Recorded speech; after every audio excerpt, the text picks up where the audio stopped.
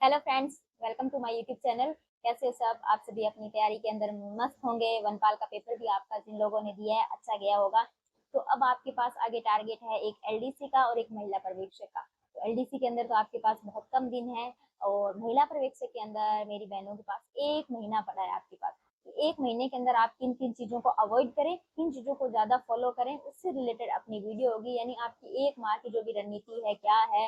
और अगर आपकी पहले से भी तैयारी बहुत अच्छी चल रही है तो आप अपने रूल्स को ही फॉलो करना। तो वीडियो को शुरू करने से पहले आपसे रिक्वेस्ट है कि आप चैनल पर नए हैं तो चैनल को सब्सक्राइब करना और वीडियो को लाइक करना। आप देखते बहुत हो, प्यार भी बहुत देते हो वीडियो को, लेकिन चैनल को सब्सक्राइब नहीं करते, तो चैनल को सब्सक्राइब करना।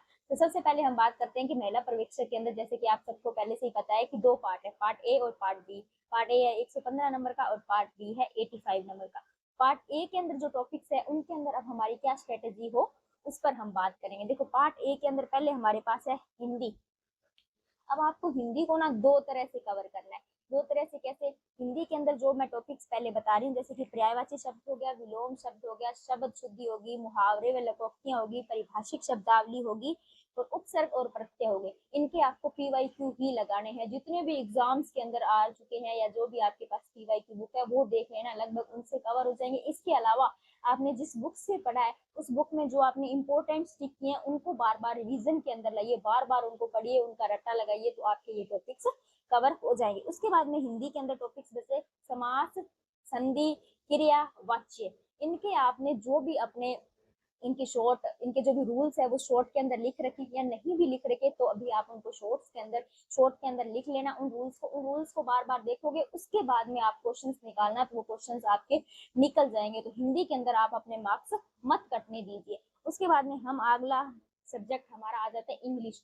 तो बहुत से स्टूडेंट्स से मेरे को लग रहा है इंग्लिश की पीटी होगी, लेकिन अभी भी आपके पास टाइम है। देखो, अगर अभी भी आपने इंग्लिश नहीं की है ना, तो देखो, वॉइस हो गया, नरेशन हो गया और ये अपने टेंस हो गया। ये जो 3 टॉपिक है ना, इन 3 टॉपिक्स के अंदर अगर आप बेसिक रूल पढ़ लीजिए इनके, तो उसके बाद में इनको आप एलिमिनेशन मेथड से ही हल करना सॉल्व कर दीजिए।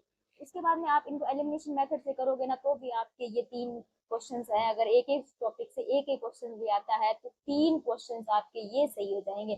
तो और उसके बाद में अगर आपने ये जो एंटोनियम सिनोनियम हो गया, वन वर्ड हो गया, इडियम फ्रेज अगर आपके सिलेबस में है तो इनके आप प्रीवियस ईयर जितने भी आपके कर्मचारी चयन बोर्ड या आरपीएससी के क्वेश्चंस पेपर के अंदर इनके क्वेश्चंस आ रखे हैं तो उन क्वेश्चंस में देख लिए। अगर आपके पीवाई की रिपीट होते हैं, अगर सभी टॉपिक्स में ना हो, अगर 5 टॉपिक पढ़े जिनमें से 3 टॉपिक में भी पीवाई की रिपीट हो जाते हैं तो आपके वो सही हो जाएंगे। और एक एक दो दो क्वेश्चन भी आपके लिए बहुत मैटर कर रहा है क्योंकि भर्ती छोटी है। तो अगर आप को ये मेरी जो भी टिप्स है वो यूजफुल लगे तो आप अपने इनकी स्ट्रेटेजी के अंदर अपने इंक्लूड जरूर करना, आपके लिए बहुत हेल्पफुल साबित होगी। उसके बाद में हम बात करते हैं आगे मैथ की। देखो, मैथ के अंदर अभी भी आपके पास टाइम है। मैथ बहुत अच्छा सब्जेक्ट है आपके लिए, स्कोरिंग सब्जेक्ट है। मैथ मैथ के अंदर आप डेली एक टॉपिक कर लीजिए, डेली एक टॉपिक की प्रैक्टिस कीजिए। अगर मैथ की प्रैक्टिस करोगे तो देखो, आपके मैथ है 25 नंबर की।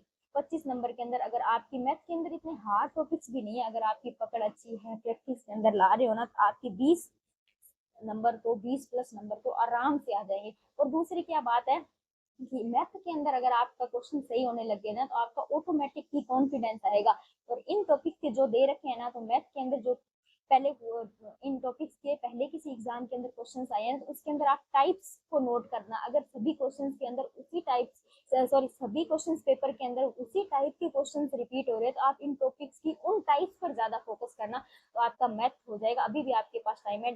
आप एक दिन में ना सही तो 2 दिन में एक टॉपिक कर पा रहे हो तो 6 टॉपिक या 12 दिन ही लगे आपके। और उनकी भी अगर आपको सभी नहीं करनी तो कम से कम कुछ टाइप्स तो आप करके जाइए। मैथ आपके लिए बहुत रामबाण साबित होगा। तो रीजनिंग तो सबने कवर की होगी क्योंकि रीजनिंग के तो बहुत नॉर्मल से टॉपिक है और रीजनिंग का तो लगभग हर स्टूडेंट का कंसेप्ट क्लियर होते ही क्वेश्चन सही होने लग जाते हैं। उसके बाद में हम आगे बात करते हैं राजस्थान जीके। तो राजस्थान जीके के अंदर 3 सब्जेक्ट दे रखे हैं। देखो, राजस्थान जीके के तो खुद के हिस्ट्री, कला, संस्कृति और ये अपने भूगोल, ये तो 3 राजस्थान जीके के सब्जेक्ट है। उसके अलावा इसके अंदर साइंस को भी इंक्लूड कर रखा है और करंट अफेयर को भी इंक्लूड करा और वेटेज इसका कितना है 30%। तो अब आप राजस्थान जीके पर अपना टाइम वेस्ट मत करो।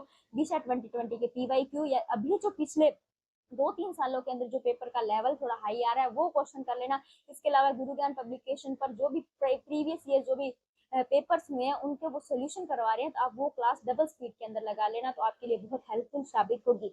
उसके बाद में करंट के अंदर तो आप योजनाएं, स्पोर्ट्स, इन चीजों को ज्यादा पढ़ना, या अभी आपके पास कोई मैगजीन है पिछले 4-5 महीनों की तो आप मैगजीन को भी क्विकली रिवीजन कर सकते हैं। उसके बाद में हमारी बात आ गई है प्रबंधकीय गुण। प्रबंधकीय गुण के अंदर आप जो भी बुक या नोट्स को पहले से फॉलो कर रहे हैं उसको ही फॉलो करना। अगर आपके पास इसका अभी भी सोर्स कम है तो ज्यादा से ज्यादा इसके क्वेश्चंस पर फोकस करना। मॉक टेस्ट ले लीजिए, और मॉक टेस्ट नहीं है तो आप टॉपिक का नाम डाल के चैट जीपीटी को, जैसे कि आपने प्रबंधकीय गुण के किसी टॉपिक को नाम डाला, चैट जीपीटी पर ला लेंगे कि इसके मुझे hard to easy to hard, easy to medium, moderate level के मुझे 50 क्वेश्चन तैयार करके दो। तो आराम से आपको एक प्रॉम्प्ट ही देना है, प्रॉम्प्ट ही देना है उसको, एक कमांड ही देनी है, वो आप जैसा कहोगे hard level, easy level, moderate level के आपके क्वेश्चंस बनाकर दे देगा। तो आप उससे इस टॉपिक को जितने ज्यादा क्वेश्चंस निकालोगे उतना ज्यादा आपका कवर होगा। ये तो हो गया पूरा पूरा आपका पार्ट ए का। देखो पार्ट ए को स्किप मत करना, इस बार लोगों ने पार्ट बी पर बहुत ज्यादा ध्यान दिया। लगभग हर स्टूडेंट का, हर लड़की का पार्ट बी मजबूत होगा। पिछली बार पार्ट बी का इतना सोर्स नहीं था, लेकिन इस बार पार्ट बी के बहुत अच्छे सोर्स है, बहुत पब्लिकेशन पे इस पर बहुत मेहनत की है। तो लोगों ने क्या है कि पार्ट ए को नेग्लेक्ट कर दिया। देखो पार्ट बी 85 नंबर का है, और जरूरी नहीं है सबके सभी क्वेश्चन सही होंगे, फिर भी 8-9 क्वेश्चन ऐसे होंगे जो आपकी समझ से बाहर होंगे या आप उनको नहीं सॉल्व कर पाओगे। तो पार्ट ए आपके लिए बहुत अच्छा स्कोर करेगा इन सब। हाँ, हालांकि पार्ट ए के अंदर थोड़े सब्जेक्ट ज्यादा है, तो इसका मतलब ये नहीं है कि आप उनको नेग्लेक्ट कर दो। तो उतने फिर हर टॉपिक से सब्जेक्ट ज्यादा है तो आप किसी का कोई सब्जेक्ट मजबूत होगा तो वो आपके लिए प्लस पॉइंट होगा। पार्ट ए के भी टेस्ट सीरीज फुल देना, ये नहीं है कि आप सिर्फ पार्ट बी के टेस्ट दो। अब हम बात करते हैं पार्ट बी पर। सबसे पहले आपको जिस सोर्स को फॉलो कर रहे हो उसी सोर्स को फॉलो करना है। लास्ट टाइम के अंदर आपको अपने सोर्स, अपने नोट्स, अपनी क्लासेस, टेस्ट सीरीज बदलने की जरूरत नहीं है। जिस पर पहले फेथ दिखा रहे थे उसी पर अभी फेथ आपको दिखाना है। अभी अगर आपने मटेरियल चेंज कर दिया तो वो, अगर क्योंकि दूसरे वाला मटेरियल अगर ज्यादा हाई लेवल का हुआ, लो लेवल का, या जिस भी तरह से एकदम आपका मटेरियल चेंज होगा तो आपका कॉन्फिडेंस डगमगा जाएगा। इसलिए जिसका सोर्स फॉलो करे उसी का सोर्स फॉलो करना। उसके बाद में अब 30 दिन है तो 30 टेस्ट जरूर देने हैं आपको। डेली सुबह टेस्ट देना है, शाम को उसका एनालिसिस करना है। इसको तो अपने डोज के अंदर ही आप ले लीजिए कि सुबह मैं टेस्ट दूंगी, शाम को उसका एनालिसिस कर। अब जब शाम को एनालिसिस करो उसके बाद में स्टिकी नोट्स पर आपको लिखना है कि मेरा इस टॉपिक का ये वाली टाइप या ये वाला कंसेप्ट क्लियर नहीं था, उसको आपने शॉर्ट्स के अंदर लिख लेना है। उसके बाद में आपको क्या करना है कि उस शॉर्ट को सुबह, जब अगले दिन सुबह जब उठो तो सबसे पहले आपको बुक खोल के उस कंसेप्ट को क्लियर करना है। उसके बाद में आगे रिवीजन करना है या टेस्ट देना है, जो भी आपकी चॉइस है या जो भी आप अपने रूल्स के अंदर आपने लिख रखा है उस हिसाब से करना है। लेकिन अगर कंसेप्ट आपने स्टिकी नोट्स के अंदर लिखा है तो उसको पहले क्लियर करना है, फिर अगले दिन की शुरुआत करनी है। उसके बाद में इसमें आ गया कि साइंस, पार्ट बी के अंदर साइंस के कुछ पर्टिकुलर टॉपिक दे रखे, जैसे विटामिन हो गया, पोषण हो गया, कुछ बीमारियों के जैसे खसरा, निमोनिया, टीबी होगी, इन कुछ बीमारियों के या टीकाकरण है, इनके पर्टिकुलर नाम दे के आपसे पूछ रखा है। तो इन चीजों में आपका बेसिक से लेकर हाई लेवल तक आपकी इसके अंदर अप्रोच होनी चाहिए कि क्वेश्चन कैसे बन सकते हैं।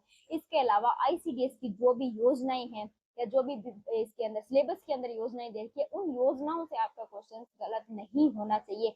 देखो पार्ट बी को आप एमसीक्यू लगाना, टेस्ट सीरीज लगाना, उससे आपका मजबूत हो जाएगा। पार्ट बी के अंदर बहुत से पब्लिकेशन की बुक है, आप फॉलो भी कर रहे हैं, उनको पढ़ लेना। उसके अलावा अभी जो प्लस पोलियो का 3 दिन का अभियान अपने जून के अंदर चल रहा है, इसके अंदर भी आगे आंकड़े जो आएंगे, आगे जुलाई के अंदर इसके आंकड़े प्रकाशित कर दिए जाएंगे, तो आप उनको भी ध्यान में रखना। इसके अलावा पंखुड़ी पोर्टल आया था, ये जो नए नए पोर्टल थे, अगर मुझे थोड़ा टाइम मिला कैंप में से तो मैं इन पोर्टल्स को आपको थोड़ा बहुत या तो लिख के टेलीग्राम पे डाल दूंगी या कोई वीडियो ला दूंगी, या इनके जो भी अपने आईसीडीएस की योजनाएं हैं उनकी एक बड़ी वीडियो या शॉर्ट के अंदर वीडियो, अगर मैं मतलब प्रॉमिस नहीं कर सकती, अगर मुझसे बन पाया तो मैं कर दूंगी। लेकिन फिर भी आप साइट पे आप थोड़ी इस पे अपडेट रहा करो, या क्लास से अंदर आप यूट्यूब पे सर्च मार लिया करो, गूगल पे थोड़ा देख लिया करो कि नया कोई पोर्टल आया है।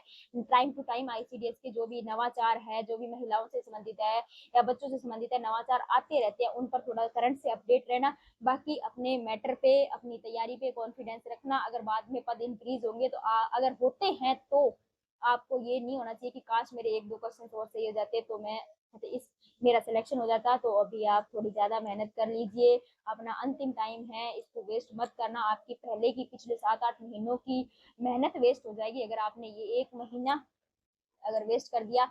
बाकी मेरा अगर आपके लिए वीडियो हेल्पफुल साबित होती है तो कमेंट के अंदर अपना फीडबैक जरूर दीजिए। आपका कमेंट मेरे लिए बहुत मोटिवेशन का काम करता है। बाकी अगर आपको इसके महिला पर्यवेक्षक के रिगार्डिंग किसी भी तरह का डाउट है तो आप कमेंट बॉक्स के अंदर अपना कमेंट छोड़ दीजिए, मैं आपको रिप्लाई कर दूंगी। बाकी thank you for watching and subscribe my channel. Thank you.